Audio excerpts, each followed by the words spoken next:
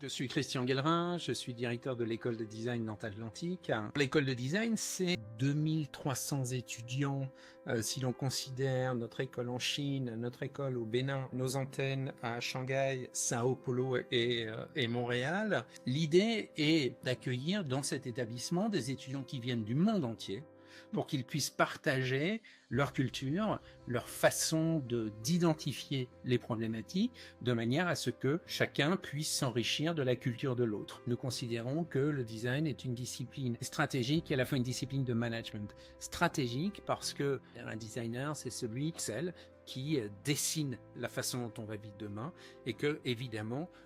cette spéculation sur la façon dont on va vivre demain permet d'ordonner les stratégies des entreprises, plus généralement les stratégies de transformation des sociétés dans lesquelles on va vivre demain. Discipline de management parce que nous croyons que le designer est quelqu'un qui est en capacité de mettre autour de la table des ingénieurs, des marketeurs, des philosophes, des sociologues, des artistes et de les faire travailler ensemble autour d'une définition de demain, autour d'une représentation de demain. Alors, discipline stratégique, discipline de management et discipline qui est évidemment appliquée à ce que l'on connaît du design traditionnellement, c'est-à-dire les produits, l'architecture intérieure, le graphisme, le digital et plus généralement des problématiques systémiques qui sont liées à comment on va vivre demain dans les villes, dans les métropoles. On a ici un laboratoire qui s'appelle City, un laboratoire qui s'appelle Care, santé, sécurité, urgence, vieillissement de la population, les nouvelles relations avec la machine, à un moment où effectivement l'intelligence artificielle nous interroge sur ces nouvelles relations entre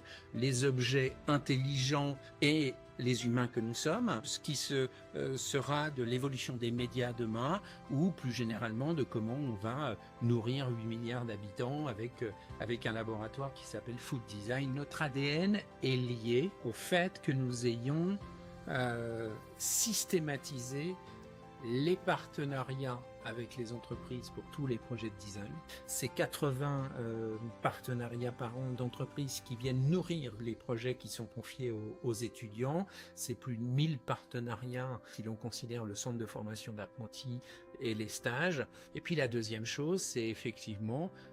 cette capacité à intégrer des étudiants qui viennent du monde entier et c'est cette volonté de confronter les cultures et de considérer que cette confrontation des cultures permet à chacun de développer sa propre culture et de développer sa propre créativité.